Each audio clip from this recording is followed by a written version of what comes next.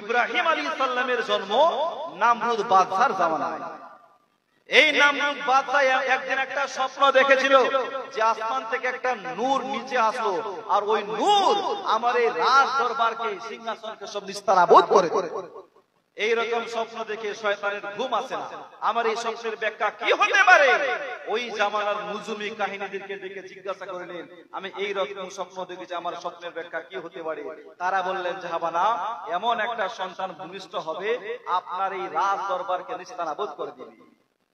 তাই নামরুদ বাদশা এই ভয়ে আদেশ করলেন, যত ছেলে সন্তান হবে, ছেলে সন্তান হলে তোমরা খুন করে দাও, ছেলে সন্তান হলে তোমরা কতল করে দাও।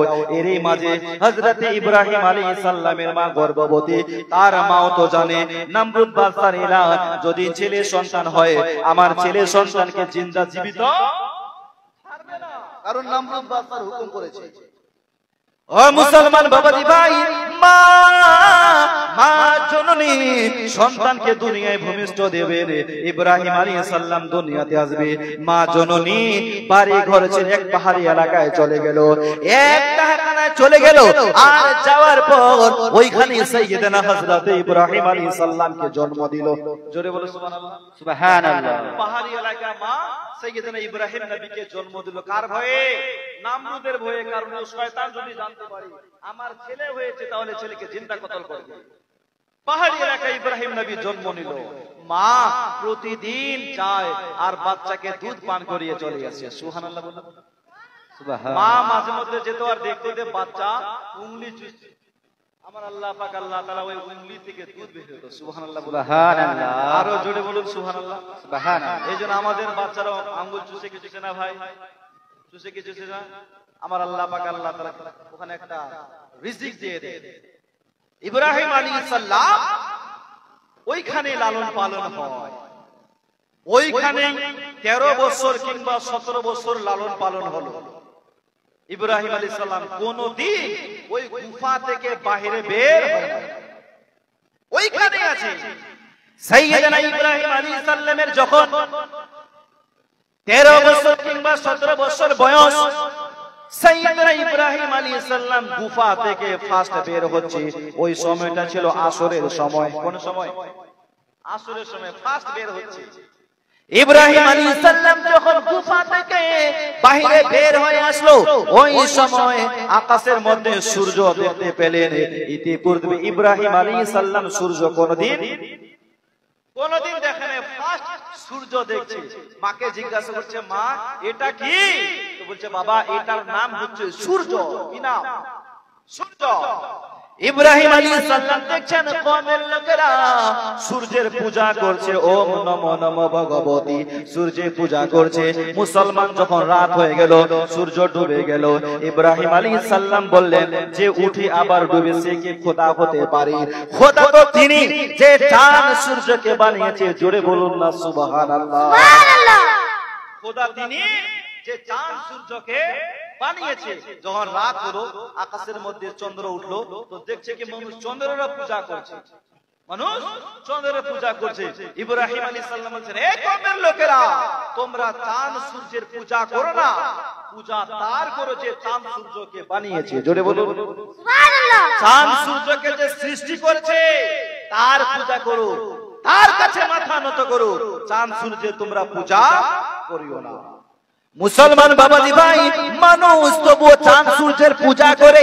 ইব্রাহিম আলাইহিস সালামের এক চাচা ছিল, যার নাম হচ্ছে আজার। নিজ হাতে মূর্তি বানাতো আর মূর্তির সামনে পূজা করত। ইব্রাহিম আলাইহিস সালাম একদিন চাচাকে জিজ্ঞাসা করলেন, চাচা এ কি করছেন? বলছে, ইব্রাহিম দেখতেই তো পাও মূর্তি বানাচ্ছে। ইব্রাহিম আলাইহিস সালাম বলছেন, চাচা নিজ হাতে বানানোর পূজা করে, চাচা এই মূর্তির পূজা ছেড়ে দেন, এক আল্লাহকে মানেন আর আমাকে তার পয়গম্বর বলে মেনে নেন। জোরে বলো সুবহানাল্লাহ। সুবহানাল্লাহ। চাচা আপনি পড়েন লা ইলাহা ইল্লাল্লাহ, ইব্রাহিম খলিলুল্লাহ, চাচা এর মূর্তির পূজা করিয়েন না। তার চাচা আজার বললেন, ইব্রাহিম আমার মূর্তি যদি তোমার এক আল্লাহর সাক্ষী দেয় তাহলে কথা দিলাম আমি আমার মূর্তির পূজা ছেড়ে দেব, তোমার এক আল্লাহকে মানবো। ইব্রাহিম আলাইহিস সালাম দোয়া করতে নাই, যতগুলো মূর্তি ছিল সমস্ত মূর্তি পড়ে লা ইলাহা ইল্লাল্লাহ ইব্রাহিম ও খলিলুল্লাহ। জোরে বলো সুবহানাল্লাহ। মূর্তি কি কথা বলতে পারে ভাই? এই কথা বলতে পারে? ইব্রাহিম নবী যখন দোয়া করলেন তো মূর্তি কালেমা পড়ছে লা ইলাহা ইল্লাল্লাহ ইব্রাহিম ও খলিলুল্লাহ। তার চাচা আজার দেখে অবাক, তার চাচা আজার তো কালেমা পড়লো না, বরং বললেন ইব্রাহিম তুমি বড় জাদুকর। আস্তাগফিরুল্লাহ বলেন, আরো জোরে বলেন আস্তাগফিরুল্লাহ। ইব্রাহিম তুমি বড় জাদুকর। ও মুসলমান বাবাজি ভাই, এই নামরুদ বাদশার জামানায় বছরে একটা সালানা মেলা হতো, সালানা মেলা। সবাই মেলায় যাচ্ছেন, লোকেরা বললেন ইব্রাহিম চলো মেলায়। ইব্রাহিম আলাইহিস সালাম বললেন ভাই আমার শরীর ভালো নাই, স্বাস্থ্য ভালো নাই, তোমরা মেলায় যাও। লোকেরা বললেন ইব্রাহিম তুমি যেহেতু মেলায় যাবা না তাহলে মূর্তিখানায় পাহারা দাও, মূর্তিখানায় পাহারা দাও, আমরা মেলায় যাচ্ছি। তো ইব্রাহিম আলাইহিস সালাম বললেন ঠিক আছে যাও তোমরা। সবাই যখন গ্রামের লোকেরা সবাই মেলায় চলে গেল, ইব্রাহিম আলাইহিস সালাম মূর্তিখানায় দেখছে অনেকগুলো মূর্তি আছে, কারো 5টা হাত, 7টা হাত, 10টা হাত, কেউ এইরকম আছে, এইরকম আছে, হয় কেউ হয় না ভাই। দেখছে সামনে থালা আছে, থালাতে কলা, আপেল, সেব, অনেক কিছু ফলমূল রাখা আছে। তো ইব্রাহিম আলাইহিস সালাম বাচ্চা ছেলে দেখছে মূর্তিগুলো হা করে আছে, এগুলো খায় না কেন? সামনে কলা আছে, মিষ্টি আছে, রসগোল্লা আছে, এগুলো খায় না কেন? ইব্রাহিম আলাইহিস সালাম একটা থালাকে হাতে নিয়ে মূর্তির সামনে বলছেন খা, খা। মূর্তি খায় না। ইব্রাহিম রে খা না হয় কথা বল, খা না হয় কথা বল, একটা তো করতেই হবে। ও মুসলমান বাবা ভাই, মূর্তি খায় না, কথা বলে না, মূর্তি খায় না, কথা বলে না। ইব্রাহিম আলাইহিস সালাম বললেন যদি কথা না বলে এখনই তোমাদের খবর আছে। বাবাজি ভাই, ইব্রাহিম আলাইহিস সালাম একখানা কোরআন নিয়ে আসলেন, কোরআন, আর কোরআন দিয়ে এক দিক থেকে ভাঙতে আরম্ভ করেছে। কারো হাত ভাঙছে, কারো গলা ভাঙছে, কারো মাথা ভাঙছে, কারো ঠ্যাং ভেঙে দিয়েছে। যত মূর্তি ছিল সমস্ত মূর্তি ভেঙে শেষ। এদের মধ্যে একটা বিশাল বড় মূর্তি ছিল, ওই মূর্তিটাকে ভাঙতে যাবেন, আল্লাহ বলছেন স্টপ, ইব্রাহিম ওটা ভাঙিও না। ইব্রাহিম আলাইহিস সালাম বাচ্চা ছিলেন, বুদ্ধি করে বড় মূর্তির কাঁধে কুরালখানা রেখে চুপচাপ বাড়িতে চলে এসেছে। সুবহানাল্লাহ সুবহানাল্লাহ, আরো জোরে বলুন সুবহানাল্লাহ সুবহানাল্লাহ। কুরালখানা কোথায় রেখেছে? মূর্তির কাঁধে, বড় মূর্তি ছিল ওটা কাঁধে রেখে চুপচাপ বাড়িতে। তারা যখন গ্রামের লোকেরা মেলা থেকে বাড়ি আসলো, বুতখানায় গেল, মূর্তিখানায় দেখছে একটা মূর্তিও ঠিক নেই, সব ভাঙে শেষ, একটা মূর্তিও ঠিক না। কারো হাত ভেঙেছে, চোখ ভেঙেছে, মাথা ভেঙে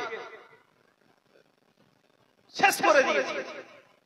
তারা বলাবলি শুরু করলো এই কাজটা কে করেছে, কে আমাদের মূর্তিগুলো ভাঙলো?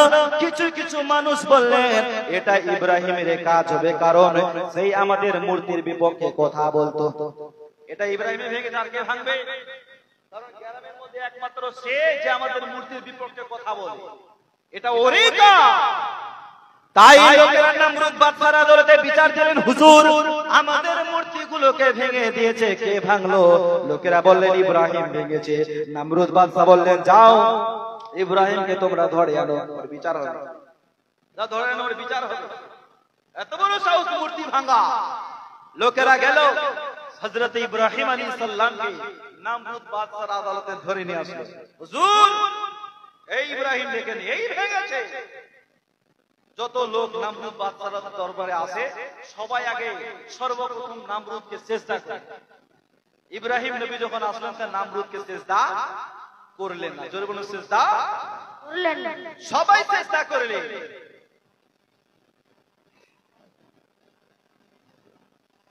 মনওয়ার হোসেন একটা কালাম দিয়েছে, আল্লাহ তুমি কবুল করো না, এটা নিয়ে যাও। একটু জোরে বলো সুবহানাল্লাহ, আরো জোরে বলো নারে তাকবীর। नारे रिसालत मसला के आला हजरत जिंदाबाद और जो वो नारे तकबीर अल्लाह अकबर ए কথা কেন বের হয় না মিয়া খাওয়া দাওয়া করে না नारे तकबीर अल्लाह अकबर नारे रिसालत या रसूलुल्लाह कि वो मदीना वाला नबी सब हारालेও তোমায় আমি চাই চাই চাই চাই চাই सब হারালেও তোমায় আমি চাই জোরে বলুন वो मदीना वाला नबी सब हारालेও তোমায় আমি চাই তোমার প্রেম যন্ত্রণা আর মানে না বন্ধনা তোমার প্রেম যন্ত্রণা আর মানে না বন্ধনা তোমার প্রেম মন্ত্রণা লই এবার যেতে চাই ও মদিনা ওয়ালা ও মদিনা ওয়ালা নবী সব হারালেও তোমায় আমি চাই জোরে বলুন এই ধরার মাঝেতে তুমি ছাড়া কোনজন আছে বুকেতে নেবে নবী বুকেতে নেবে আশিক মাশুক দূরে হলে আশিক মাশুক দূরে হলে প্রাণ যে ছুটে যায় ও মদিনা ওয়ালা নবী সব হারালেও তোমায় আমি চাই চাই চাই চাই চাই সব হারালেও তোমায় আমি চাই জোরে বলুন আরো জোরে বলুন ও মদিনা ওয়ালা নবী সব হারালেও তোমায় আমি চাই বাবাজি ভাই বলছিলাম নমরুদ বাদশার আদালতে যে কোনো মানুষ আসলেই সর্বপ্রথম নমরুদ বাদশাকে সিজদা করে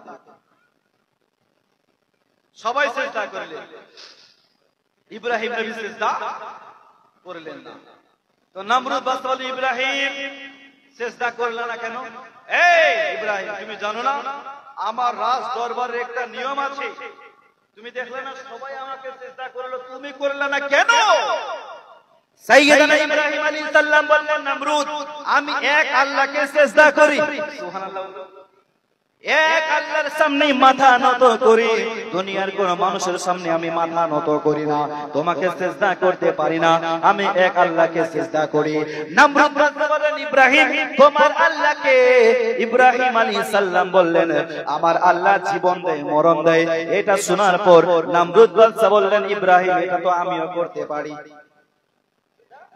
আমিও তো জীবন দিতে পারি মরণ দিতে পারি তাহলে আমি নিজেকে খোদার দাবি করব না কেন ইব্রাহিম আলাইহিস সালাম বললেন তাই নাকি বলে হ্যাঁ ইব্রাহিম আলাইহিস সালাম বললেন দেখাও তো দেখি তাই নমরুদ বাদশা জেলখানা থেকে দুইজন আসামিকে বের করলো আর একজনকে ফাঁসি দিয়ে খুন করলো একজনকে ছেড়ে দিল নমরুদ বাদশা বললেন ইব্রাহিম দেখলা আমিও তো জীবন দিতে পারি মরণ দিতে পারি একজনকে ছেড়ে দিলাম একজনকে খুন করে দিলাম মুসলমান তখন ইব্রাহিম আলাইহিস সালাম বললেন হে নমরুদ আমার আল্লাহ প্রতিদিন পূর্ব দিকে সূর্য উঠায় আর পশ্চিমে নিয়ে যায় তুমি যদি আল্লাহ হও একবারের জন্য সূর্যখানাকে পশ্চিম দিক থেকে উঠাও জোরে বলো সুবহানাল্লাহ আরো মহব্বতে বলো আচ্ছা ঠিক আছে তুমি জীবন দাও মরণ দাও নালায়েক জেলখানা থেকে দুইজনকে বের করে একজনকে খুন করলে একজনকে ছেড়ে দিলা আমার আল্লাহ প্রতিদিন পূর্ব দিকে উঠায় পশ্চিমে নেমে যায়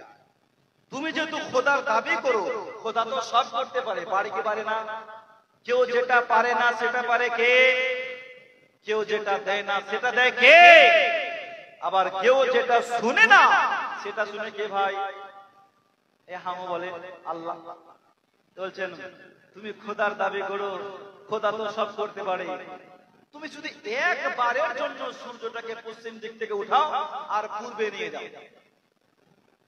এটা নমরুদ কেন কাউরের পক্ষে সম্ভব নয় তবে আমাদের নবী পুনরায় পশ্চিম দিক থেকে সূর্য উঠিয়েছে সুবহানাল্লাহ বলো আমাদের পুনরায় পশ্চিম দিক থেকে সূর্য উঠেছে কখন যখন হযরতে মাওলানা আলীর আসরের নামাজ কাজা হয়ে যায় কখন ভাই ওটা ওটা ওটা ওটা ওটা কি বন্ধ করো এটা আওয়াজ ঠিক না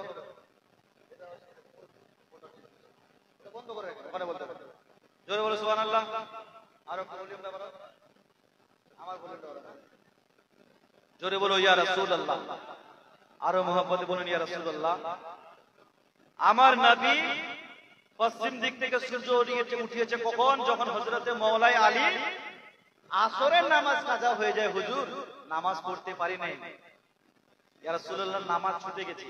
তো নবী বলেছিলেন, এ আলী তুমি আসরের নামাজ পড়বা, হুজুর সূর্য তো ডুবে গেছে।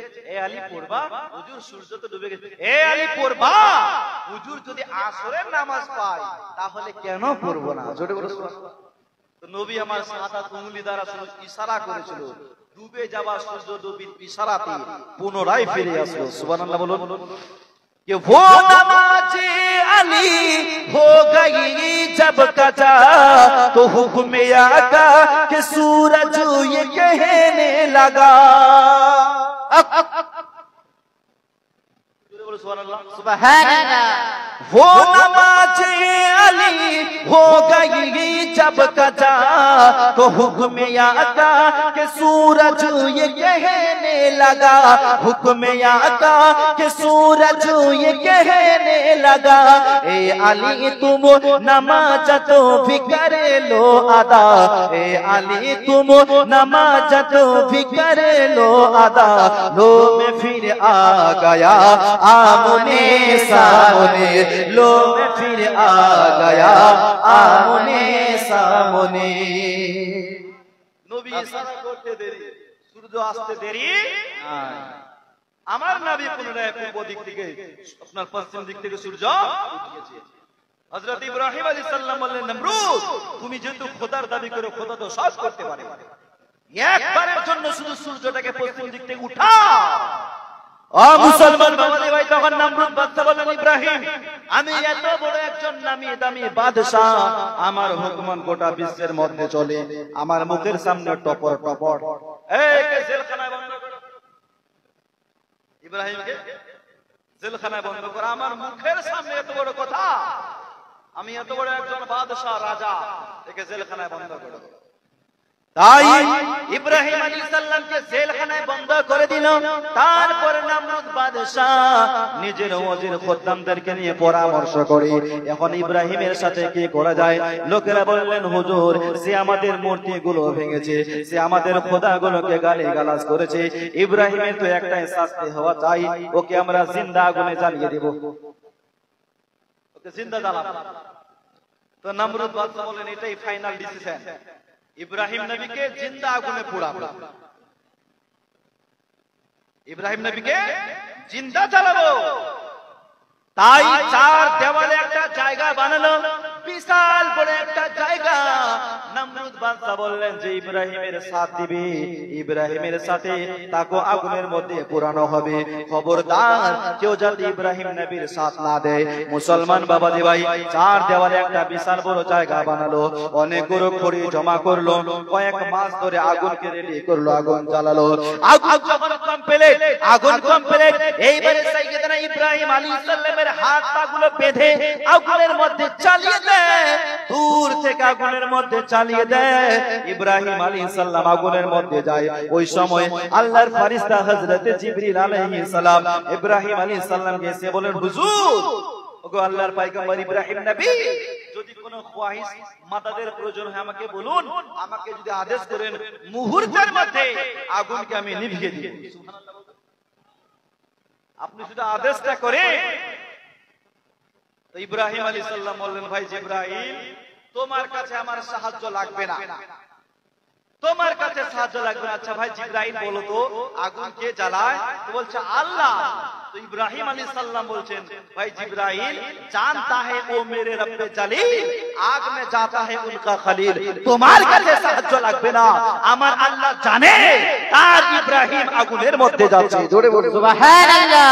আমার আল্লাহ যদি আমাকে জ্বালাতে চায় জ্বলতে রাজি আছি, আমার আল্লাহ যদি আমাকে বাঁচাতে চায় আমি ইব্রাহিম বাঁচতে রাজি আছি, তোমার কাছে সাহায্য লাগবে না। ইব্রাহিম আলাইহিস সালাম যখন আগুনের মধ্যে চলে গেল, আমার আল্লাহ আগুনকে বলছেন, ইয়া নার কুনি বারদাও ওয়া সালামান আলা ইব্রাহিম। মুসলমান আল্লাহ বলতে নাই, যত আগুন ছিল সমস্ত আগুন ফুল বাগান হয়ে গেছে। সুবহানাল্লাহ, সুবহানাল্লাহ, আরো জোরে বলুন সুবহানাল্লাহ। সমস্ত আগুন ফুল বাগান। আল্লাহ করতে পারে কি পারে না? জোরে বলুন, আল্লাহ করতে পারে কি পারে না? জোরে বলুন পারে কি পারে না? পারে। আল্লাহ সব করতে পারে। আমার আল্লাহ সমস্ত আগুনকে ফুল বাগান করে দিয়েছে। বেশ কিছুক্ষণ থাকার পর নামরুদ বাদশা ভাবছেন, এতক্ষণ তো ইব্রাহিম জলে হলে সারখার হয়ে যাবে। যে আমি আগুন তৈরি করেছি এই আগুনে কি বাঁচতে পারে? এতক্ষণ সে জলে হলে সারখার। একটু ছাদে গিয়ে দেখি, নামরুদ বাদশা ছাদে গিয়ে দেখছে, হায় রে সমস্ত আগুন তো ফুল বাগান হয়ে গেছে। সুবহানাল্লাহ বলো। সুবহানাল্লাহ। নামরুদের এক বেটি ছিল, নাম হচ্ছে রাগাফা। কি নাম? রাগাফা। ইব্রাহিম নবীর এই রকম মুজিজা দেখে নামরুদের বেটি রাগাফা ইব্রাহিম আলাইহিস সালামের কালেমা পড়ে, কালেমায়ে তৈয়বা লা ইলাহা ইল্লাল্লাহ ইব্রাহিম খলিলুল্লাহ বলে সাথে সাথে আগুনের মধ্যে ঝাঁপ দিয়ে দিয়েছে। মুহাব্বতে বলো সুবহানাল্লাহ। নবীর মুহাব্বতে নামরুদের বেটি আগুনে ঝাঁপ দিয়েছে, তো নামরুদের বেটি রাগাফাকে আগুন পুরাতে, জোরে বলুন, পুরাতে পারে নাই। কি বুঝলাম? যার অন্তরে নবীর প্রেম থাকবে, যার অন্তরে নবীর ভালোবাসা থাকবে, আরে দুনিয়ার আগুন কেন জাহান্নামের আগুন ছুঁইতে পারবে না। পারবে না। কিছু আমাদের মধ্যে নালায়েক আছে যারা আমার নবীকে গালিগালাজ দেয়। এইরকম মুসলমানদের মধ্যে আছে না নাই? আছে না নাই ভাই? দেখবেন ভাদর মাস আসলে যখন যেমন কুকুরগুলো পাগল হয়ে যায়, রাবিউল আউয়ালের চাঁদ দেখা দিলে কিছু নামধারী মুসলমান পাগল হয়ে যায়। শবে বরাতের হালুয়া দেখলে ওরা পাগলা হয়ে যায়। হয় কেন? বুঝে নিবেন, ওরা পাগল হয়ে যায় যারা আমার নবী মুস্তাফাকে ভালোবাসে না। এই সমস্ত মানুষ এখন বুঝবে না, মরার পর বুঝতে পারবে আমার নবীর শান কাকে বলে। জোরে বলুন সুবহানাল্লাহ। গরমের সময়ে কোন ছেলে বা কোন মেয়েকে যদি পিপাসা লাগে, বর্তমান সময়ে ছেলে মেয়েরা পানি পান করে না, কি পান করে জানেন? পেপসি করে। কি করে না? পেপসি, ম্যাঙ্গো, মাজা, ফ্রুটি, ডিউ, লিমকা। এতে কিন্তু পিপাসা মিটে না। মিটে? এই মিটে ভাই? পিয়াস লাগলে, পিপাসা লাগলে আমরা কি পান করি? পানি পান করতে হয়। ভুখ যদি লাগে, খিদা যদি লাগে, তাহলে আমরা কি খাই? ভাত না হয় রুটি। আচ্ছা বলুন তো বাপ, আপনাকে পিয়াস লেগেছে, আমার আল্লাহ যদি চায় আমি বান্দার বিনা পানি দ্বারা পিপাসা নিবারণ করব, পারবে কি পারবে না? আপনাকে পিয়াস লেগেছে, আল্লাহ যদি চায় বিনা পানি দ্বারা পিপাসা নিবারণ করাবো, পারবে কি পারবে না? পারবে। হ্যাঁ বলেন, পারবে। বিনা পানি দ্বারা যদি আল্লাহ পিপাসা নিবারণ করতে পারে, তাহলে পানির অপর নাম জীবন কেন? বিনা খাবারে আল্লাহ খিদা মেটাতে পারে না? কথা বলেন, পারে না? পারে। তাহলে সেই খাদ্যের এত গুরুত্ব কেন? বিনা ঔষধে আল্লাহ অসুখ ভালো করতে পারে না? পারে। তাহলে এত ডাক্তার কেন আর এত কবিরাজ কেন? আল্লাহকে জিজ্ঞাসা করতে হবে, ইয়া মালিক ও মৌলা, তুমি বিনা পানিতে পিপাসা নিবারণ করতে পারো কিন্তু করো না, বিনা খাবারে খিদা নিবারণ করতে পারো কিন্তু করো না, বিনা ঔষধে অসুখ ভালো করতে পারো কিন্তু করো না। আমার আল্লাহ ডেকে বলছেন, বান্দা তোমার বিনা পানিতে পিপাসা নিবারণ করব না, যাতে পানির গুরুত্বটা বুঝতে পারো। বিনা খাবারে খিদা নিবারণ করব না, যেন সেই খাদ্যের গুরুত্বটা বুঝতে পারো। বিনা ঔষধে অসুখ ভালো করব না, যেন সেই ঔষধের গুরুত্বটা বুঝতে পারো। ঠিক তেমনই আমার নবী মুস্তাফার শাফাআত ছাড়া, নবীর দোয়া ছাড়া তোমাকে জান্নাত